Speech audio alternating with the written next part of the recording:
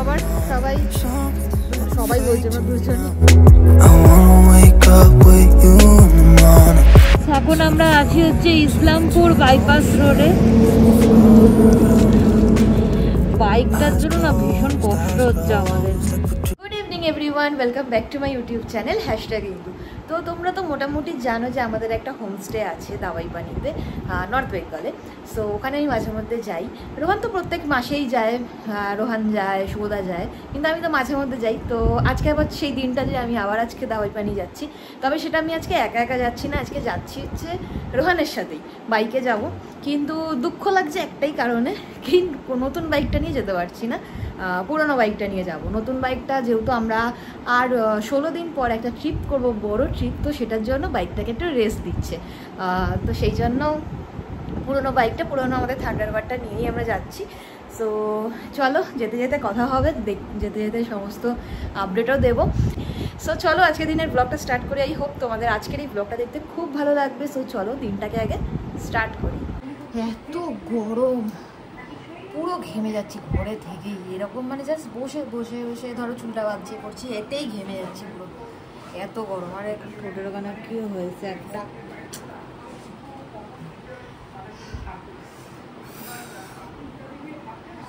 Rohan bag ট্যাগগুলো final গোছাচ্ছে, বাঁধা হবে, এবারে চাকে বেরোবো। ভাই মটু এদিকে এই আমাকে কেমন টেকো টেকো লাগছে দেখ। ব্যাগ বাজছে রোহন। আর ওয়েদারটাও কি ভালো হয়ে গেল, এখন গরম লাগছিল, ওয়েদারটা ভালো হয়ে গেছে। বৃষ্টি না পড়লেই হলো, নাহলে ঝামেলা হয়ে যাবে।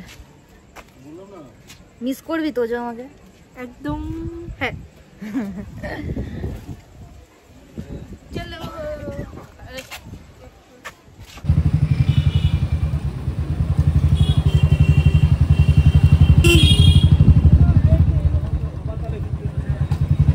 ফাইনালি আমরা 7:30 নাগাদ বেরোলাম বাড়ির থেকে শিলিগুড়ির উদ্দেশ্যে, আমাদের দাওয়াইপানির উদ্দেশ্যে।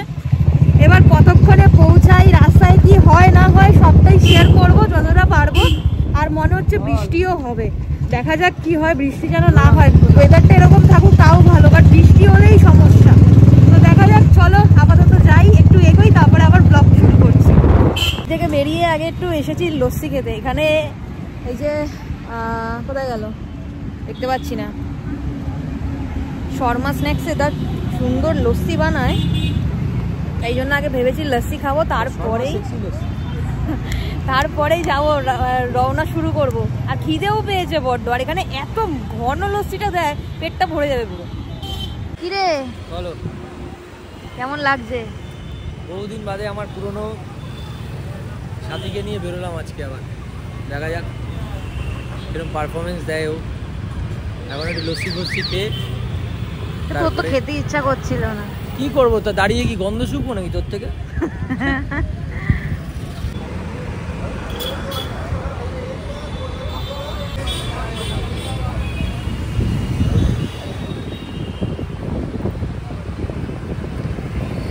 বৃষ্টি পড়ছে।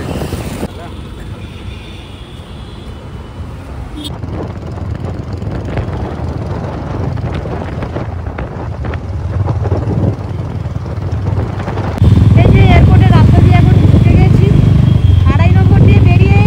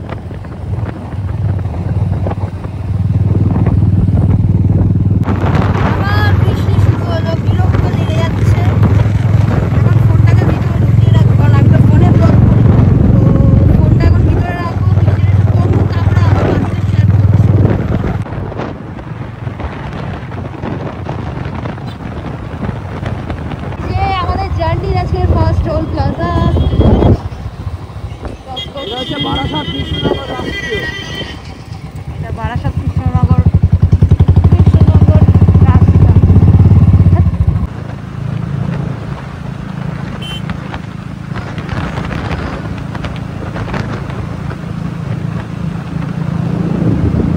আজকে হচ্ছে 10:15 আর আমরা এখন নদিয়া ডিস্ট্রিক্টে আছি। তো 10:15 বাজে আর দেখলাম একটা ভালো রেস্টুরেন্ট রয়েছে, গাড়ি দাঁড় করানো যাবে, যেখানে সেখানে তো দাঁড় করানো যায় না। সো তাই জন্য আমরা এখানে একটা সোনার তরী এসি হোটেল সামনে দেখাচ্ছি, ওখানে আর কি দাঁড়িয়ে গেলাম। এবার একটু খেয়ে দিয়ে নেবো, তারপরে বেরোবো। তাও তোমাদেরকে দেখাই ভিউটা। এ দেখো ভালো হোটেল, ভীষণ বাইরে দেখে তো ভীষণই ভালো লাগছে। এই যে সোনার তরী এসি হোটেল, নদিয়া ডিস্ট্রিক্টের মধ্যেই পড়ে।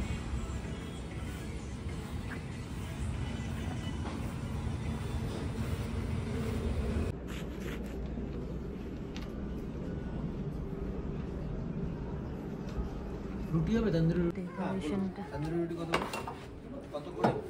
20 টাকা। 20 টাকা বাটার। নরমালটা নেবো না বাটারটা নেবো? প্রতীক্ষার অবসান। তাড়াতাড়ি খা, অনেকক্ষণ সময় নষ্ট হয়ে গেল, ভুলে যাচ্ছিলাম আমাদেরকে যখন পুকুরের সময়। বাটার চিকেন আর তন্দুরি রুটি। জাস্ট খাওয়া দাওয়া করে আমরা রেডি হলাম। আবার সবাই বলছে আমরা দুজনে জাদু। খাওয়া দাওয়া ভীষণ ভালো এখানে, একদম আমার মানে খুব টেস্টি খাবার দাবার ছিল।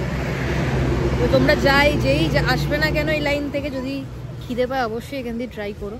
সোনার Tori AC hotel, Shantipur, Nadia main রোডের উপর।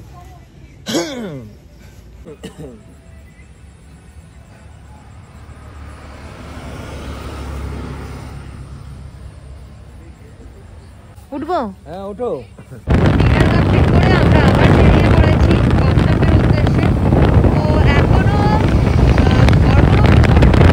কিলোমিটার, আর আমরা এখন NH 12 দিয়ে যাচ্ছি। আর চোখে আমার হেভি ঘুম এসে যাচ্ছে, এটা বলা যাবে না। খাবার পেটে পড়েছে তো একটু ঘুম লাগছে। এই যে আজকে জার্নির দ্বিতীয় টোল প্লাজা ক্রস করবো এবার আমরা।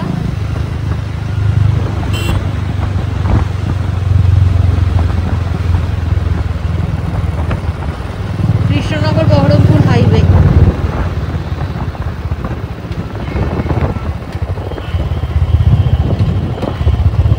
এটা বেশ ভালো লাগে আমার, সব গাড়িগুলো দাঁড়িয়ে থাকে আর পাশ থেকে টুক করে দু চাকার বাইক সাইকেলগুলো পাস হয়ে যায়। War memorial. আমরা এখন যে জায়গাটাতে রয়েছি সেটা হচ্ছে পলাশী, আর এটা হচ্ছে পলাশী ওয়ার মেমোরিয়াল। চলো, মনুমেন্টারি।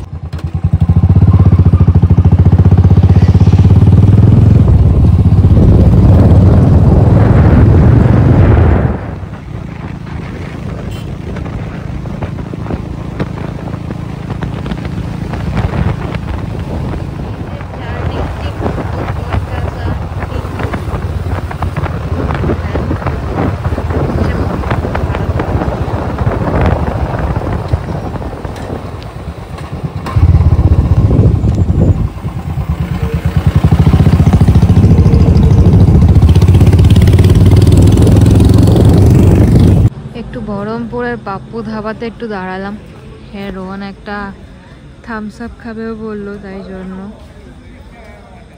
আর একটা পান আনবে আমার জন্য। কি ঘুম পাচ্ছে, দেখো।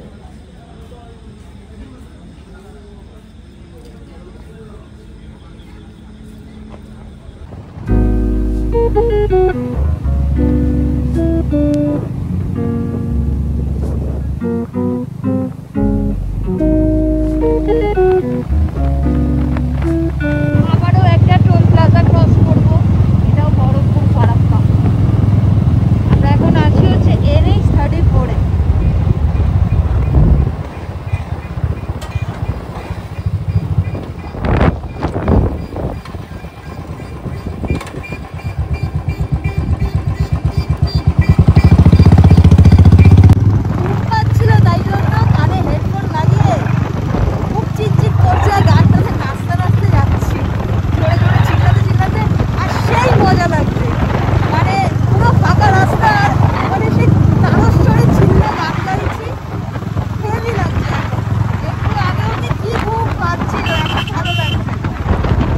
দাঁড়িয়েছি, রেস্ট নিচ্ছি একটা জায়গায়, একটু লোকজন আছে সেরকম জায়গায়। ঘড়িটা বলছে এই বৃষ্টি পড়ছে, আবার বৃষ্টি পড়ছে। পাগল। হ্যাঁ, তো ভিজে কি কেন? কি গান গাইতে গাইতে নাচতে নাচতে আসলাম। হয়ে গেছে না এমন ভাবে, ব্যাগ রাখার জায়গা নেই, সামনে দুটোই পড়া। বলছি আমি যে গানটা চালাচ্ছি তুই সেই গানটা চালা না, বাট আসার সময় দুটো ব্যাগ এই মানে পিঠের ব্যাগ নেবো না। হ্যাঁ, পিঠে ব্যাগগুলো ঢুকিয়ে দেবো, অসুবিধা হচ্ছে পিঠে। আমি তো মানে ভালো করে হেলানি দিতে পারছি, কিন্তু স্ট্রেট হয়ে বসে আছে। এখনো দেখাচ্ছে 7 ঘন্টা, আর কিছুক্ষণের মধ্যেই আমরা ঢুকে যাবো হচ্ছে ফারাক্কাতে, তারপর তো মালদা।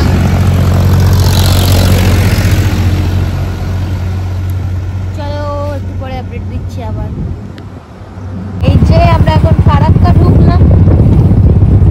এইখানে আমরা একটা হোটেলে ছিলাম যখন আমরা সেই ব্যাক করেছিলাম, এইটা মনে হয় পার্বতী হোটেল অ্যান্ড লজে, এটাতেই ছিলাম হচ্ছে। হ্যাঁ, এটাতে ছিলাম না। আমরা ফারাক্কা ব্রিজটা ক্রস করবো।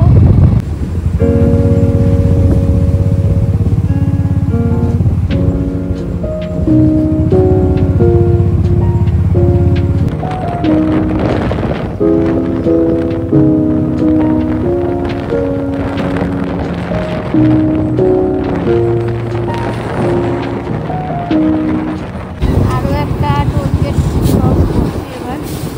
এটা হচ্ছে ফারাক্কা রায়গঞ্জ।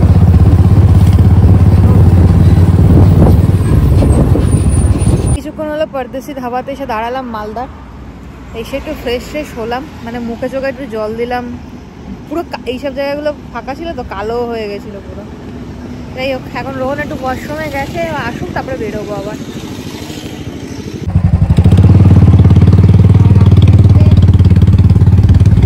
জার্নির আরও একটা টোল প্লাজা ক্রস করছি, আর আস্তে আস্তে দেখো ভোর হচ্ছে, প্রায় অনেক দিন পরে আবার সূর্য ওঠা দেখবো।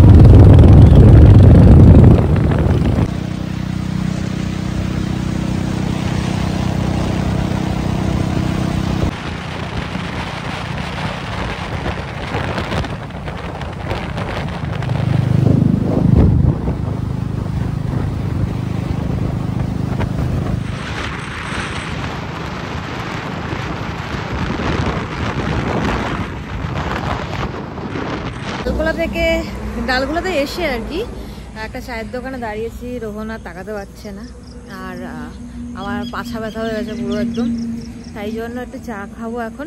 তোমাদেরকে একটা জিনিস দেখাই, আমার কি লোভ লাগছে।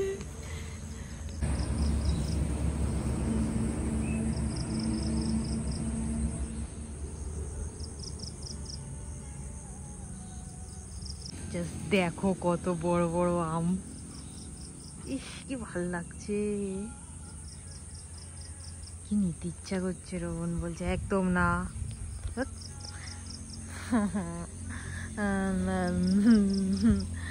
আমগুলো দুটো নিতে ইচ্ছা করছে।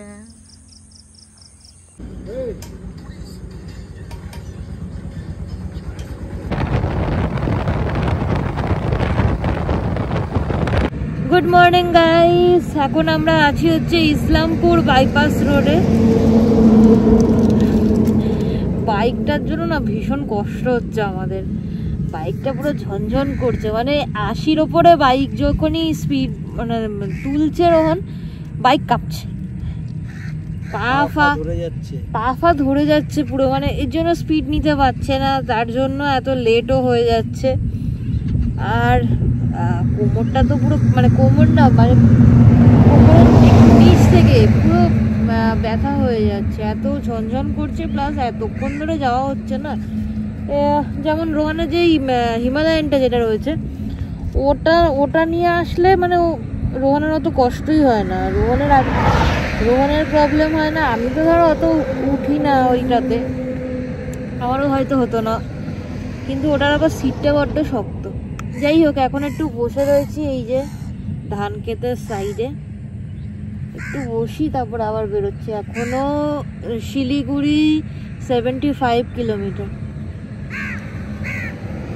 তারপরে তো আবার দাওয়াই পানি ওখান থেকে।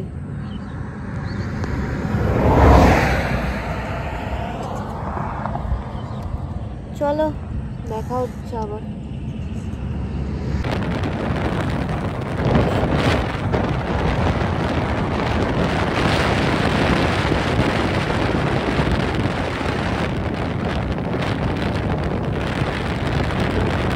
ফাইনালি শিলিগুড়ির চৌহদ্দিতে এসে গেছি। আর এই যে এই রাস্তাটা দেখছি এখান থেকে নেপালের বর্ডার খুবই কাছে।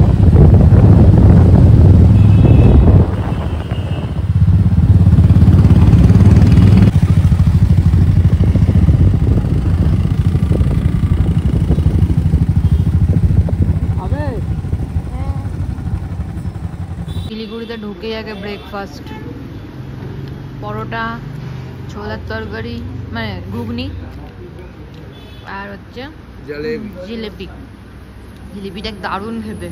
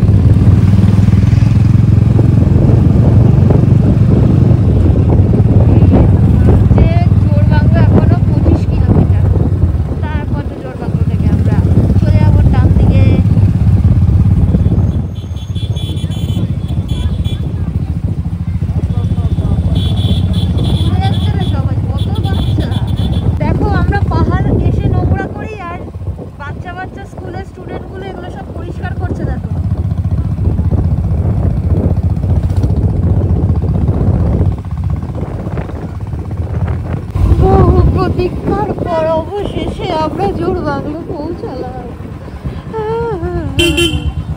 এই যে এবার আমরা ডান দিকে ঢুকে যাব। এই দিক থেকে সোজা চলে যাচ্ছে হচ্ছে দার্জিলিং ঘুম, আর এখান থেকে ডান দিকে যাচ্ছে হচ্ছে দাওয়াই পানি। এখান থেকে টুকটাক বাজার করে রোহিঙ্গা।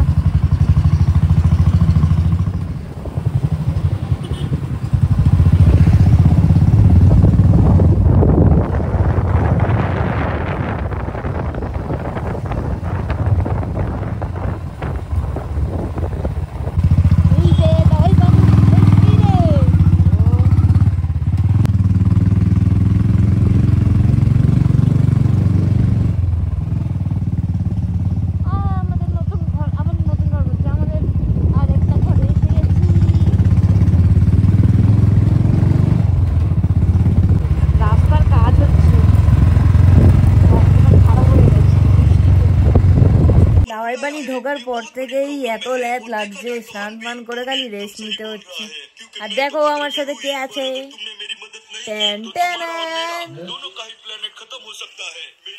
ও আমাদের রুমে চলে এসেছে আমাদের সাথে থাকবে বলে। এখানে রোহন আছে, আমি আছি আর আদিল। মাথা খারাপ করে দিচ্ছে সব দেখে। কিছু বলতে চাস আদিল? তুই কিছু বলতে চাস? আমি 7 years old। তুমি 7 years old? তুমি আর কিছু জানো না তুমি?